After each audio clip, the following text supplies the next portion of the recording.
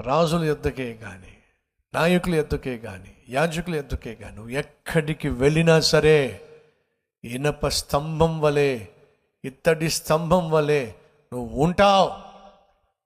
అది దేవుడిచ్చినటువంటి వాగ్దానం. ప్రాకారము గల పట్టణము వలె, ఇనుప స్తంభము వలె నీవు ఉంటావు. అంతేకాకుండా వారు నీకు వ్యతిరేకముగా యుద్ధము చేయుదురు గాని నీ పైన విజయము ఏమిటట పొందలేరు. ఇది యెహోవా వాక్కు. ఎంత అద్భుతమైన దేవుడు అండి. ప్రియ సహోదరి సహోదరులు, బైబిల్ చదవండి. ఈ బైబిల్లో కొన్ని వందల వేల వాగ్దానాలు ఉన్నాయి. ఆ వాగ్దానాలను మనం పట్టుకున్నట్లయితే ఆయన సమయం కొరకు మనం కనిపెట్టుకుని ఉంటాం.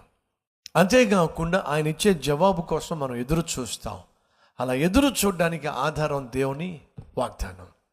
అదే అబ్రహాం జీవితంలో, అదే యోసేపు జీవితంలో, అదే యాకోబు జీవితంలో, అదే హన్నా జీవితంలో, అదే మనోహ జీవితంలో, అదే జకరియా జీవితంలో, వీళ్ళందరి జీవితాల్లో దేవుడు చేసిన వాగ్దానాన్ని వారు పట్టుకోవడం వల్ల అద్భుతాలను వారు చూడగలిగారు.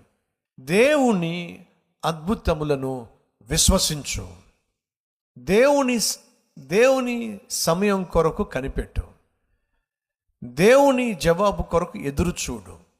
దేవుడిచ్చిన వాగ్దానాన్ని గట్టిగా పట్టుకో.